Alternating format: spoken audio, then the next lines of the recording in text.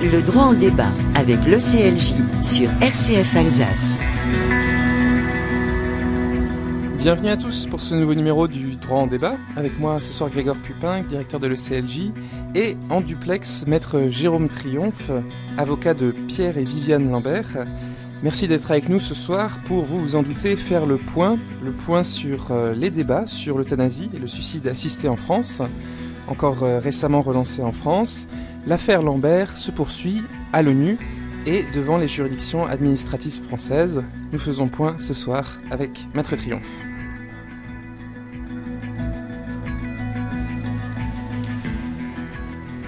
Alors maître Triomphe, vous êtes avec nous sur le plateau en duplex du droit en débat. Est-ce que vous m'entendez ? Oui, très bien. Bonsoir Christophe, bonsoir à toute l'équipe. Merci. Alors première question pour vous, pour ce numéro du droit en débat. Pouvez-vous nous expliquer quelles procédures sont encore en cours devant les juridictions françaises ? Oui, bien sûr.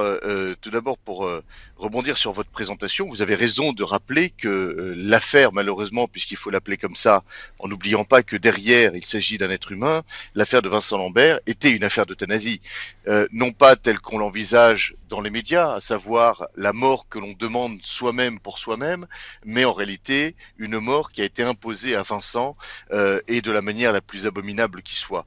La procédure et les procédures sont toujours en cours, malgré la mort de Vincent, ou j'allais dire plutôt à cause de la mort de Vincent.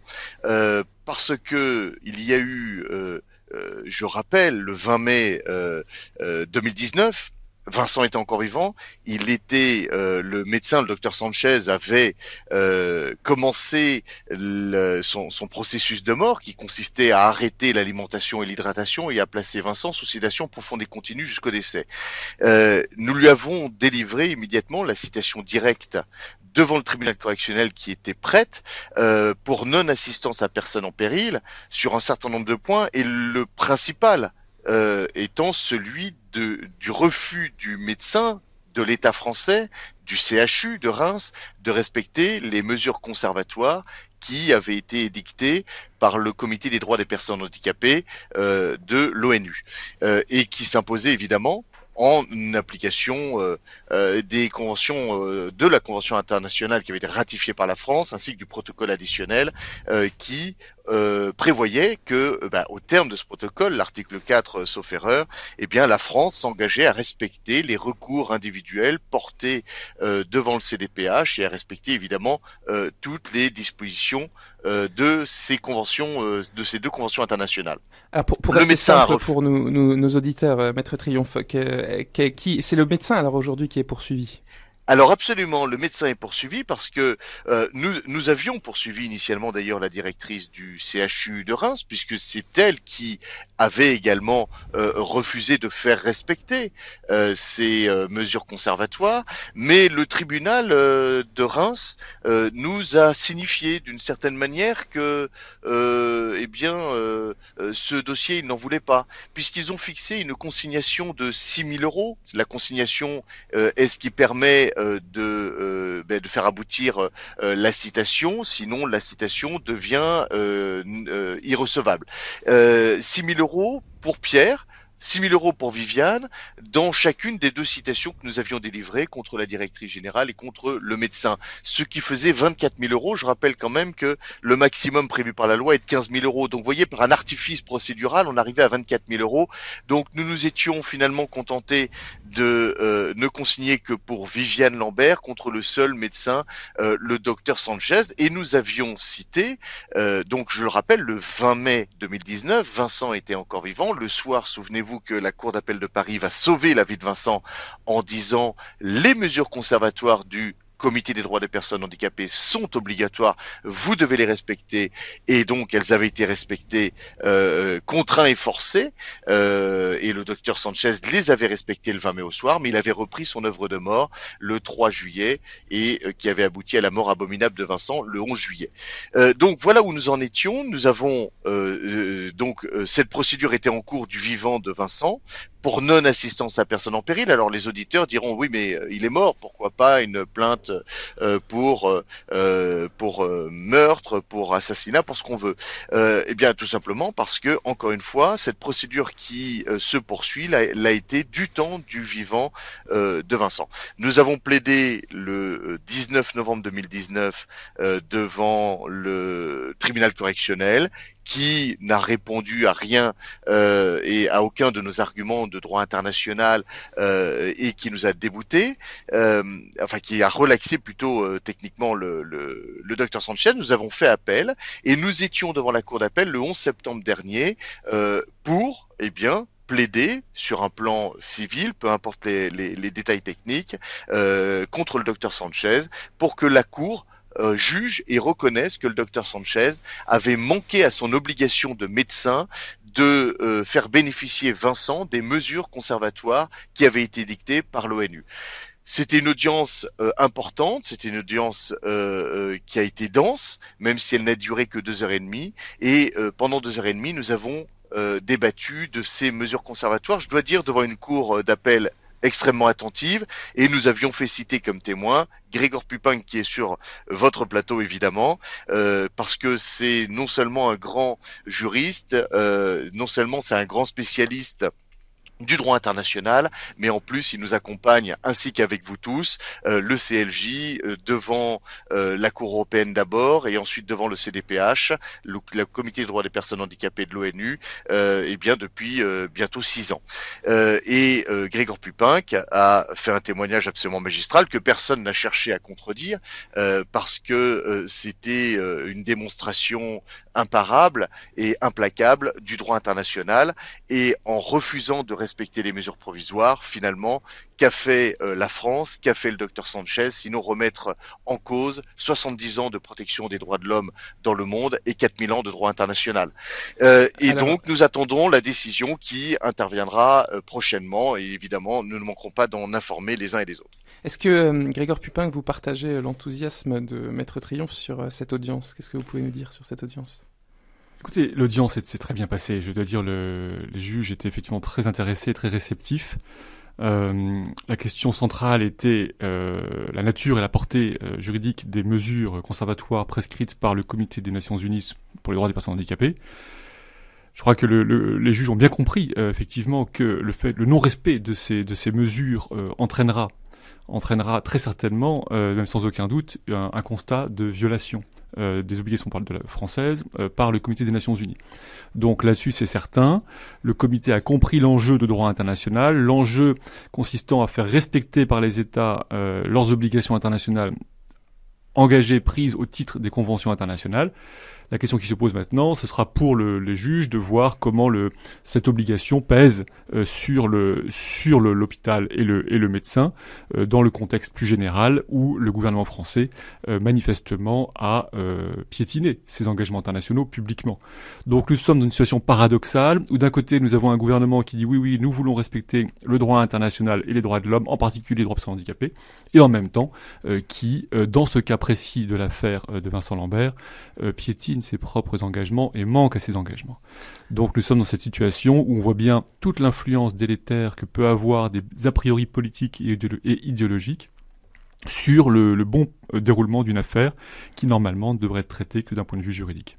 Alors très brièvement, Maître Triomphe, quel est votre sentiment sur l'issue de cette audience, le jugement dont nous parlons ? Vous savez, je ne fais pas de pronostic, je n'en fais plus évidemment parce que malheureusement l'expérience démontre d'une manière générale que on ne peut jamais savoir quelle sera l'issue d'un procès, et surtout dans l'affaire de Vincent, parce que dans toutes les procédures que nous avons initiées, il y a eu des juges très courageux qui nous ont donné raison, et la plupart du temps, en réalité, le droit positif, c'est-à-dire tel qu'il s'applique actuellement, a été changé. On a changé les règles finalement pour nous donner tort. D'accord. Donc je ne me fais aucune illusion, mais vous savez, le 20 mai 2019, quand Vincent avait commencé à être mis à mort par privation d'alimentation et d'hydratation, qu'il avait été placé sous sédation terminale, j'étais allé plaider avec mon frère d'armes Jean Paillot, qui était évidemment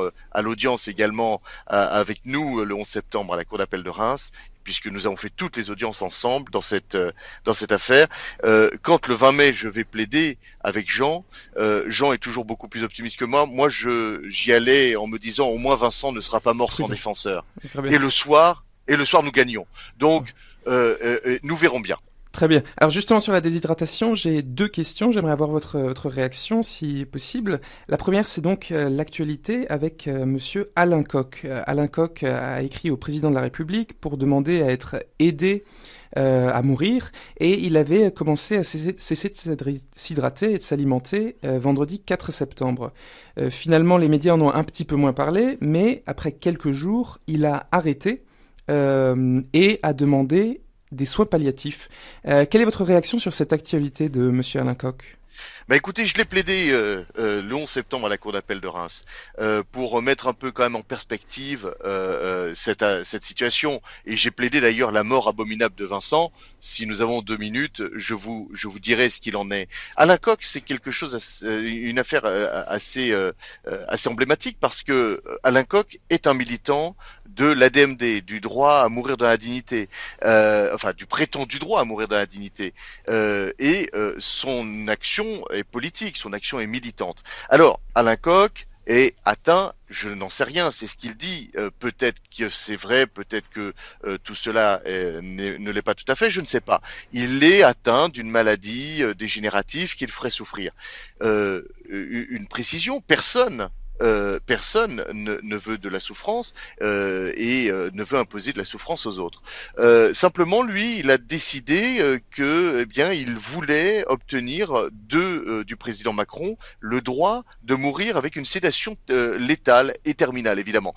Cela nous rappelle évidemment la manipulation de Vincent Imbert, pas de Vincent Imbert, de ceux qui ont prétendu parler à sa place. C'était en 2003, je le rappelle, ou en 2005. Vincent Imbert, qui ne pouvait plus s'exprimer autrement qu'en bougeant un doigt, on lui avait attribué une lettre demandant au président Chirac à l'époque le droit de mourir par une injection létale, qui lui avait été refusée, comme Macron évidemment lui a refusé, l'a refusé à Alain Koch. Donc c'est toujours les mêmes manipulations médiatiques, politiques, qui sont destinées à faire avancer le droit à l'euthanasie. Ayant reçu le refus fondé légalement évidemment d'Emmanuel Macron, eh bien, il a dit, eh bien, dans ce cas-là, je vais arrêter de m'alimenter et de m'hydrater pour montrer ce que c'est que l'abomination de la loi Leonetti.